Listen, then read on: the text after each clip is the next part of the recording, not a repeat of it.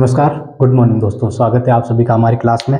हम बात कर रहे हैं राजस्थान में वनों को लेकर। पिछली हमारी क्लासों में हमने आंकड़ों को लेकर भी बात की और वनों की विशेषताओं को लेकर भी बात की कि किस प्रकार के वन राजस्थान में पाए जाते हैं, जैसे कि कटिबंध को लेकर भी, जलवायु को लेकर भी, और जो कानूनी आधार पर वनों को बनाया गया है, आरक्षित, वर्गीकृत और संरक्षित वन, उनको लेकर हमने अच्छे से बात की। आज की हमारी क्लास में हम राजस्थान में थोड़ा पीछे जाएंगे और देखेंगे कि जो राजस्थान में वनों का इतिहास रहा है वो किस प्रकार रहा है, क्योंकि जब तक हम इन पूरे गेम को नहीं समझेंगे वनों को लेकर, तब तक हम सिर्फ आंकड़े रटते रह जाएंगे और हमें आंकड़े याद भी नहीं होंगे। तो हम शुरू करते हैं। जब हम आज़ाद होते हैं 1947 में, पहले हम थोड़ी भारत की बात करेंगे, देश की बात करेंगे, तभी हमको अच्छे से समझ में आएगा राजस्थान की जो वन नीतियाँ निकली उसकी। ठीक है, तो 1947 की जब हम बात करते हैं तो हमें स्वतंत्रता मिली थी। तब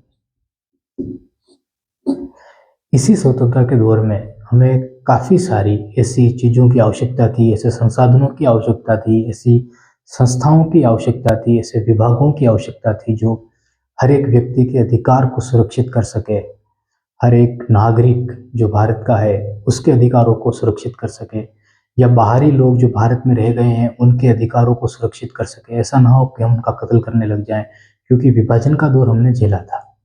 ये सारी चीज़ें हमने नागरिकों को लेकर बात की कि संस्थाओं की ज़रूरत थी, वो ज़रूरत थी। क्या हमारे देश में हमको वन को बचाने की आवश्यकता नहीं थी क्या? वन्य जीव को बचाने की आवश्यकता नहीं थी क्या? आप कहोगे बिल्कुल आवश्यकता थी, इसकी आवश्यकता क्यों नहीं होगी? वन होंगे तो देश होगा। अगर राजस्थान के अंदर वनों को काट दिया जाए, निरंतर खत्म कर दिया जाए, अरावली जो स्थिति में है अभी, इस स्थिति को भी बदतर बना दिया जाए, तो जो मरुस्थलीय जो प्रक्रिया राजस्थान के अंदर है, आप सोच सकते हो क्या होगा। जो हीट वेव हमारी चल रही है, लगातार इसमें बढ़ोतरी हो रही है। मरुस्थल के अंदर 50 डिग्री तापमान जाने लग गया, उससे ऊपर जाने लग गया। आप देखिए ऐसी स्थितियां बन रही है। अगर हम इनको बचाने वाली संस्थाएं अगर हम नहीं बनाते हैं तो हालत क्या होगी हमारे देश की, आप सोच सकते हो। क्योंकि भारत एक मानसूनी प्रक्रिया वाला देश है, बारिश वाला देश है, यहाँ पे बारिश की आवश्यकता होती है। बारिश तभी अच्छी हो पाएगी जब हम वनस्पतियों को बचाने की कोशिश करेंगे। ठीक है, तो स्वतंत्रता के समय हमारे सामने क्या चुनौतियां रही होगी, आप सोचिए। अभी स्वतंत्रता की बात छोड़िए, सबसे पहले तो 1980 में एक अधिनियम बनाया गया था। अधिनियम बनाया गया था, और अधिनियम क्यों बनाया गया था? 1980 में 80 में वन संरक्षण अधिनियम बनाया गया।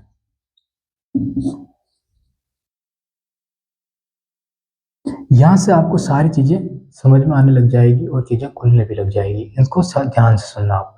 1980 में हमने वन संरक्षण अधिनियम बनाया, और 1980 में आपको पता है एक दौर चल रहा था। वो दौर था आपातकाल का दौर। आपातकाल का दौर मतलब इमरजेंसी लगी हुई थी। उसी इमरजेंसी के दौर में हमने काफ़ी सारे मूलभूत काम भी किए। इमरजेंसी किसी के लिए बुरी थी, किसी के लिए अच्छी थी, ये सारी चीज़ें हुई। लेकिन इसके अंदर एक कानून बनाया गया सरकार के द्वारा, केंद्र सरकार के द्वारा। वो कहा गया कि जो ये राज्य है, राज्य की बात हो रही, मतलब सभी राज्यों, जैसे राजस्थान हो गया, यूपी हो गया, केरल हो गया, हरियाणा हो गया, ये सभी राज्य हैं। सरकार ने कहा कि जो ये राज्य हैं, एग्जाम्पल के द्वारा हम आपको बताते हैं, जैसे कि केरल है और एक है उत्तर प्रदेश। ठीक है, केरल की सरकार ने सोचा कि हमें पूरे केरल में वनों को बचाना है, वनों की स्थिति है उसको मजबूत करना है। वनों से प्राप्त होने वाला जो भी उत्पादन है हम उनको बेचकर आय कमा सकते हैं, लेकिन हम वनों को काटेंगे नहीं, क्योंकि लकड़ियां बेचकर भी आय कमाई जा सकती है। ठीक है, तो केरल सरकार ने कहा कि हम नहीं करेंगे। वहीं यूपी, सिर्फ एग्जाम्पल है, सिर्फ यूपी, वो इधर यूपी सरकार ने वनों को काटा। उन्होंने कहा कि हमको फैक्ट्रियां लगानी है, हमको कंस्ट्रक्शन के काम करने हैं, यहाँ पे हमको मिलें खोलनी है, ताकि जनता के लिए ये सारी चीज़ें की जा सके। उनको मतलब अपने प्राथमिक क्षेत्र की चीज़ें विनिर्माण के द्वारा वापस नहीं बनाई जा सके, ताकि उसकी उनकी आय बढ़े। ठीक है, उत्पादन बढ़े। ये सारी चीज़ें हुई। अब आप बताइए, केरल ने ठीक किया या यूपी ने ठीक किया? दोनों स्थितियां आपके सामने हैं। आप कहोगे कि वो उनकी स्थिति पे ठीक है, ये यहाँ पे ठीक है, लेकिन यहाँ पे एक चीज के लिए ठीक नहीं हुआ ना, वन के लिए और वन्य जीवों के लिए। वन नहीं होंगे तो वन्य जीव कहाँ जाएंगे? तो यहाँ पे ये स्थिति, और इसको देखा किसने? गवर्नमेंट ने। कब? आपातकाल के दौर में। और यहाँ पे उन्होंने डीपीएसपी आपने सुना होगा, नीति निर्देशक तत्व, हमारे संविधान में भाग 4 में ये क्यों बनाए गए? सबसे पहले तो आप मुझे बताइए कि ये डीपीएसपी हमारे लिए क्यों बनाए गए? हमारे लिए इसलिए बनाए गए ताकि सरकार का कर्तव्य होगा कि हमारे संविधान के अंदर जो नीति निर्देशक तत्व हैं, वो उनको ध्यान में रखकर ही नए कानून बनाए जाए। आज भी कोई भी योजना हमारे लिए लाई जाती है, तो वो योजनाएं डीपीएसपी को ध्यान में रखकर ही लाई जाती है और उनका उद्देश्य होता है जन कल्याण करना। यहाँ पे डीपीएसपी के अंदर हमने किसको शामिल किया? वनों के और वन्य जीव संरक्षण को। मतलब कि हमने 1980 वन संरक्षण अधिनियम, हमने 48 ए बनाया। हमने 48 ए के अंदर समवर्ती सूची में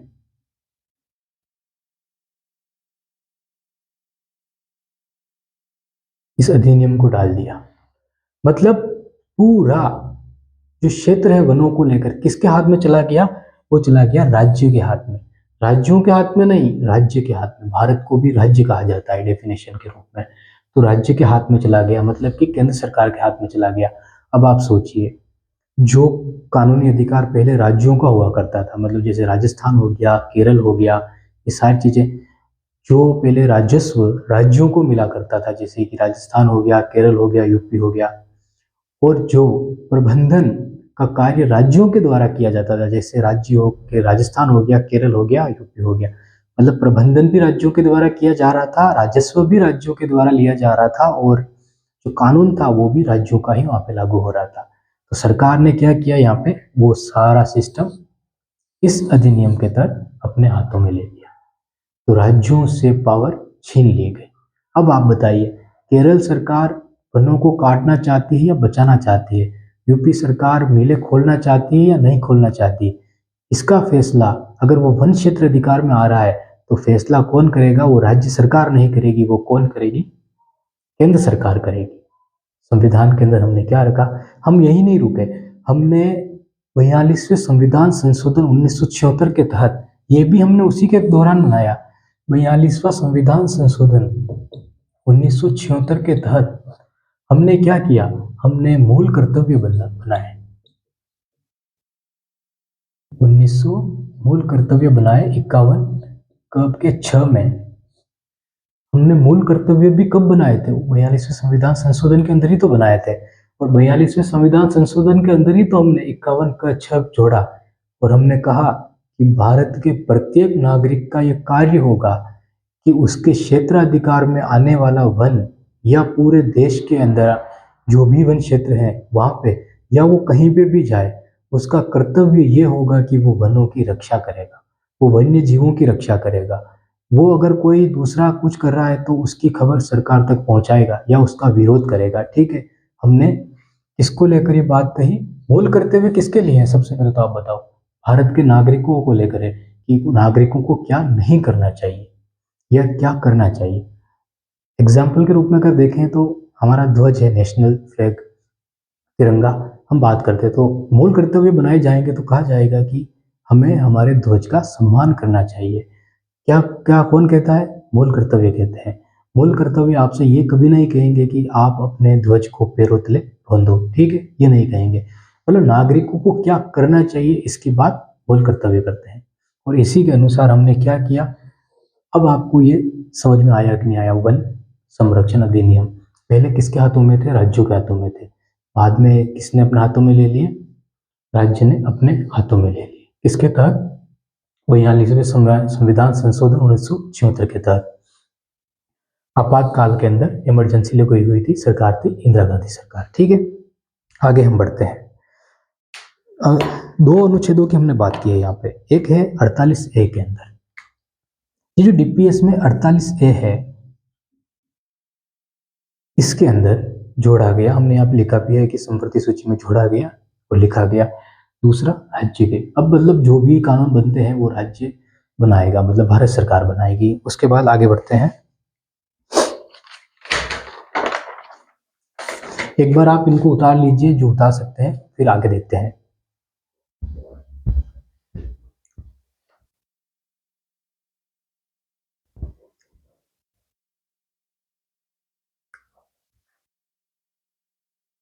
42वें संविधान 1976 के तहत ये बनाया गया, लागू हुए। उसके अंदर 51 भी जोड़ा गया मूल कर्तव्य संविधान के अंदर। डीपीएसपी में 48 के अंदर समवर्ती सूची के अंदर हमने ये जोड़ दिया। ठीक है, आसान है, 2 लाइनों का है, 3 लाइनों का लिखना, लेकिन डेफिनेशन को ध्यान रखना।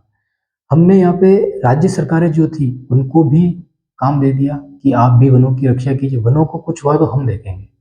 ठीक है, डायरेक्ट मतलब एक रूप से धमकी दे दी गई।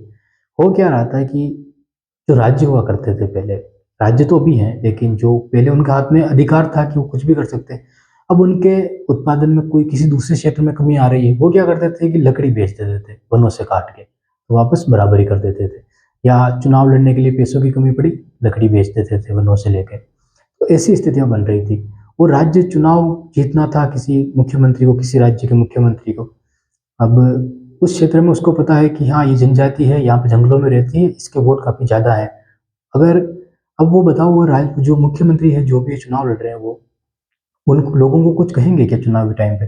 वो लोगों को उस वक्त जंगल काटने में मजा भी आता होगा। तो ये सारी स्थितियां समय के साथ बन रही थी। तब सरकार ने सोचा कि अब इसको अपने हाथ में लेने का जरूरी है। तो मतलब राज्य को क्या बनाया गया? पहले राज्य अपनी आय बढ़ाने के लिए लकड़ियां काट देता था, लेकिन अब सरकार ने कहा कि अब आपको बचाना है, अब आप नहीं काटोगे, अब आप इसको बचा के रहो, बचाओ के बताओगे। ठीक है, ये मतलब संरक्षण करने के लिए बोल दिया। सरकार ने ये सोच लिया कि राज्य को कहने से फर्क नहीं पड़ेगा, क्योंकि लोग भी तो मानेंगे तब ना। तो क्या किया, 51 क 6 के अंदर क्या किया कि लोगों से अपील कर दी कि आपका ये कार्य हो और आपको ये कार्य करना चाहिए कि आपको ये बचाना है। मतलब कि वन को बचाना और वन्य जीवों को बचाना दोनों ही हमारे राजस्थान को बचाएगा। अगर राजस्थान के संदर्भ में हम देखें तो ये सरकार ने आह्वान किया, इसके लिए प्रोग्राम चलाए गए, इसके लिए लोगों को मतलब जागृत किया गया। ठीक है, तो ये प्रोसेस काफी लंबी चली आ रही है। हमने राजस्थान की बात की, तो हम राजस्थान की ओर लौटते हैं। ये तो हमने देखा है कि जो राज्यों के हाथ से छीनकर अपने हाथ में कैसे लिए। आगे हम बढ़ते हैं, हम देखते हैं हमारे राजस्थान में पहले रियासतें हुआ करती थी, आप सभी को पता है।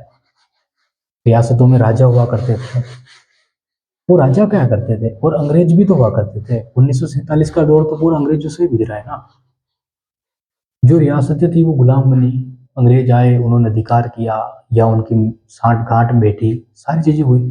क्या होती थी पहले? पहले मौज हुआ करती थी। पहले मौज हुआ करती थी। किसकी मौज हुआ करती? शिकार करने की।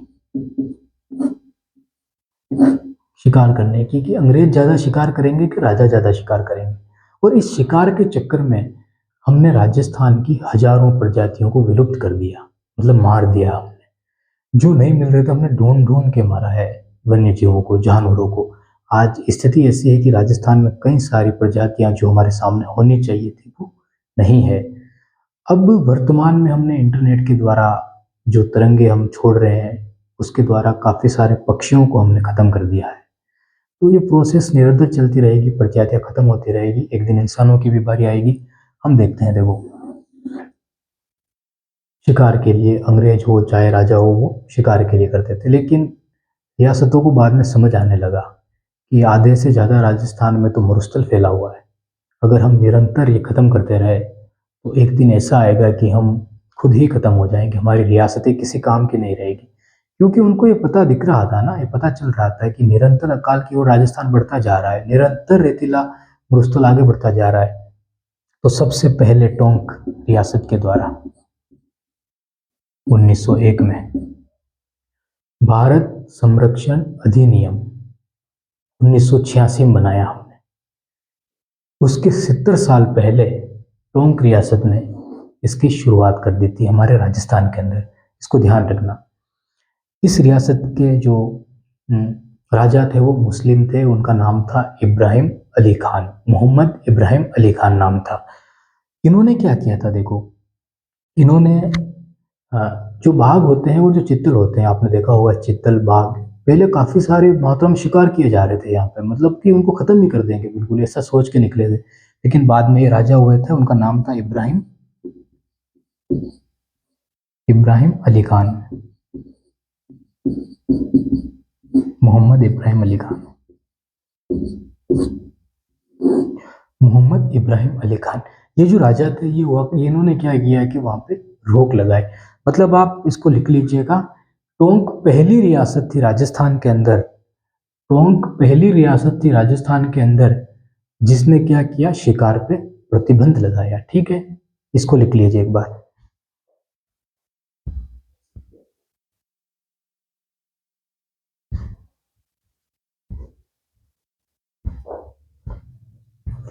चलो ये बताओ कि ये जो टोंक है इसकी स्थिति राजस्थान में कहाँ है, इधर है कि इधर है? तो आप कहोगे कि टोंक की स्थिति तो राजस्थान में कुछ इस जगह है। ठीक है, तो यहाँ पे जो रियासत थी टोंक रियासत, उसने यहाँ पे प्रतिबंध लगाया, पहली रियासत बनी थी। क्या यहीं से शुरुआत हो गई थी राजस्थान में वनों को बचाने की? नहीं हुई। राजस्थान में एक रियासत और थी, मारवाड़ रियासत, और यहाँ पे थे उमेद सिंह। इसको हम जोधपुर भी कह सकते हैं, जोधपुर रियासत थी। समय था 1921। यहाँ पे मारवाड़ नियम बनाए गए, मारवाड़ शिकार नियम, मारवाड़ शिकार नियम बनाए गए इनके द्वारा। देखो 1921 में उमेश सिंह नहीं थे, सुमेर सिंह थे, सुमेर सिंह, सुमेर सिंह थे। ठीक है, 1921 की बात है। इन्होंने क्या किया कि नियम, एक शब्द पे ध्यान दो आप, नियम। पहले क्या, सिर्फ प्रतिबंध लगाया गया शिकार पे, लेकिन मारवाड़ रियासत को पता लगने लगा कि टोंक में शुरुआत हो गई। कितने साल हो गए, देखो 20 साल बाद की बात है ये। 20 साल बाद मारवाड़ के लोगों को, मतलब राजा को भी लगने लगा कि अब हमको यहाँ पे बचाने की जरूरत है, जीवों को बचाने की जरूरत है। पेड़ पौधे तो वैसे यहाँ पे नहीं बच रहे हैं, बच्चे हैं जीव, उनको भी हम मार रहे हैं, तो इनको बचाने की आवश्यकता है। तो क्या किया गया वहाँ पे 1921 के अंदर, इनको बचाने के प्रयास किए गए। और जब लोगों ने नहीं माना, जब शिकार बढ़ते जा रहे थे, तो उन्होंने कहा कि ये नियम है, अब राजा का नियम तो राजा का नियम ही होता है। ठीक है, तो उन्होंने ये नियम बनाए। मतलब राजस्थान की दूसरी रियासत जोधपुर रियासत, जिसने क्या किया, इसके लिए नियम बनाए, मतलब कि प्रतिबंध से ज्यादा कठोर रूप किसने अपनाया, इस रियासत ने अपनाया। एक बार इसको भी लिख लीजिए, 1921 के अंदर सुमेर सिंह राजा थे, मारवाड़ शिकार नियम बनाए गए जोधपुर के अंदर। एक दो लाइनें लिखना चाहो तो लिखना कि अनदेखी करने के कारण उनको कठोर नियम बनाने पड़े। पहले ऐलान कर दिया गया होगा कि आप शिकार मत कीजिए, इनको बचाइए, लेकिन नहीं माने होंगे लोग, तो उन्होंने क्या किया, नियम बनाए। ठीक है, एक बार इसको लिख लीजिए।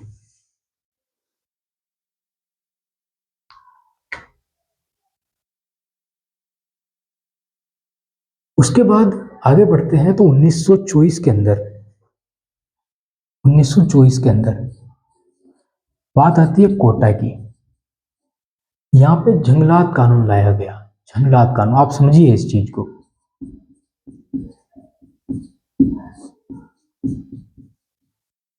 देखो सबसे पहले शुरुआत हुई सिर्फ प्रतिबंध लगाने से, उसके बाद नियम बनाए गए। अब कोटा जो रियासत थी उसने थोड़े आगे बढ़े और क्या किया, यहाँ पे उन्होंने यहाँ पे जंगलात कानून लाए। अब नाम से समझो, पहले बाघ चीतों को मारने से प्रतिबंध लगाया, फिर हमने 1921 के अंदर क्या किया, नियम बना दिया कि आप किसी को मत मारो, ये वन्य जीव को आप मारना बंद कर दो, जंगलात कानून। अब समझ में आने लगा कि हमको वनों को बचाने की आवश्यकता भी है। वनों को अगर हम नहीं बचाएंगे तो हम फिर कैसे, इसे इतनी गर्मी में रहेंगे कैसे, क्योंकि गर्मी अभी नहीं बढ़ी है, ये प्रोसेस कब से चली आ रही है। ठीक है, तो उन्होंने वन को लेकर पहली बार कहाँ पे बात चली, कोटा के अंदर बात चली, और क्या बनाया गया, कानून बनाया गया, जंगलात कानून। ठीक है, यहाँ पे जो राजा थे वो थे उमेद सिंह। यहाँ पे अवैध कटान को रोका गया। ठीक है, अवैध कटान, नाम था उमेद सिंह, राजा का नाम क्या था, उमेद सिंह। ये ग्रीन वाला एक बार लिखिए, मतलब कि कोटा के अंदर 1924 में जंगलात कानून बनाया गया अवैध कटाई को रोकने के लिए। देखो धीरे धीरे प्रोसेस में आगे बढ़ते जा रहे हैं। तो हम जब आज़ाद होंगे तब हमें, हमारे सामने सारी चीज़ें पहले ही बन चुकी होगी, हमें अब नई चीज़ें बनाने की आवश्यकता नहीं होगी, हमें बस सबको मिला के समेट के लागू कर देना है। तो इस यही चीज़ हम आपको बताने जा रहे हैं यहाँ पे, उमेश सिंह, अवैध कटान। ठीक है, अब देखिए आगे, आगे आता है जयपुर के अंदर 1931। ये प्रयोग था राजस्थान के अंदर सबसे बड़ा। ये प्रयोग था राजस्थान के अंदर सबसे बड़ा। मैं क्यों कह रहा हूं? इसलिए कह रहा हूं कि ये जयपुर की बात है। जयपुर, इसको लाल अक्षरों में लिखते हैं थोड़ा। जयपुर की बात है, ठीक है, 1931 में। जयपुर इसलिए सबसे बड़ा प्रयोग है, आबादी देखिए आप, इतनी बड़ी आबादी पे प्रतिबंध लगाना ये कोई छोटी मोटी बात नहीं है। इतनी बड़ी आबादी पे, सबसे ज्यादा आबादी राजस्थान के अंदर जयपुर में ही थी। जयपुर रियासत के अंदर अत्यधिक आबादी थी, ठीक है। इस अत्यधिक आबादी को कहा गया कि आप वनों की कटाई भी मत कीजिए और आप शिकार भी मत कीजिए। मतलब राजस्थान के अंदर पहली बार इतनी बड़ी रियासत के सामने चीजें आ रही थी। उसके बाद है अलवर रियासत।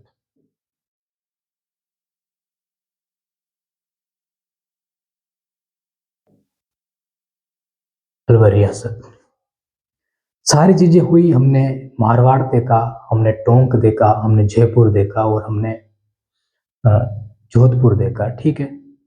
मारवाड़ की हमने बात की, टोंक की हमने बात की, कोटा की हमने बात की और जयपुर की हमने बात की। मतलब कोटा, टोंक, जयपुर और ये इतने बड़े क्षेत्र, इतनी बड़ी क्षेत्र की रियासतों की जब हमने बात की, अब नेक्स्ट आती अलवर रियासत। अलवर ने तो सबको पीछे छोड़ दिया। मतलब अलवर ये जो रियासत थी, वहां पे तेज सिंह राजा थे, वहां के तेज सिंह। 1935 में इधर प्रतिबंध लगाए गए, कानून बनाए गए, ठीक है, नियम बनाए गए। अलवर पहली रियासत बनी राजस्थान की जिसने क्या किया, उसने अधिनियम बना दिया।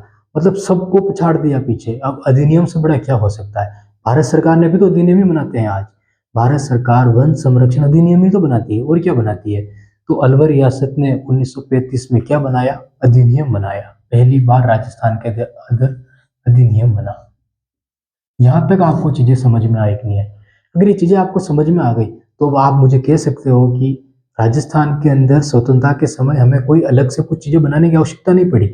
हमने जैसा रियासतों ने बनाया, अलग अलग रियासतों ने हमने सबको समेटा, जोड़ा, एक पेज पे उनको उतारा और हमने लोगों के सामने नियम ले जाके रख दिए कि ये आपके नियम है और आज से यही नियम लागू होंगे। कोई रियासत नाराज नहीं होगी क्योंकि सभी रियासतें ये चाहती थी कि वनों का संरक्षण किया जाए। अब दो चार रियासतें ऐसी हो, राजा हो, जो चाहते हो कि हम तो शिकार करेंगे, हम तो मौज उड़ाएंगे, तब सरकार ने कठोर पक्ष अपनाते हुए ये कहा होगा कि आप शिकार नहीं कर सकते हो, ठीक है। तो यही शुरुआत है हमारे वन्य जीव अभ्यारण्य को लेकर। आगे हम देखेंगे कि जो वन्य जीव संरक्षण अधिनियम बनाए गए 1950 से, आजादी के बाद से सारी चीजें शुरू होने लग गई हमारे लिए। उनको किस प्रकार 33% का प्रावधान रखा गया। लेकिन किस प्रकार राजस्थान में 33% वन अगर हम बना दें, तो आप मुझे बताइए कि 60% भूमि तो पहले ही मरुस्थलीय है। अब सिर्फ बची 40% भूमि भी हम 33% वन बना सकते हैं क्या? हम नहीं बना सकते हैं। हमको मरुस्थल को पहले जंगल में बदलना पड़ेगा, सारी कोशिशें करनी पड़ेगी। इसलिए हमने 33% का टारगेट नहीं रखा, हमने 20% का टारगेट ही रखा है। ये सारी चीजों की बातें हमको करनी है, लेकिन हम करेंगे नेक्स्ट क्लास में। बहुत बहुत धन्यवाद आपका।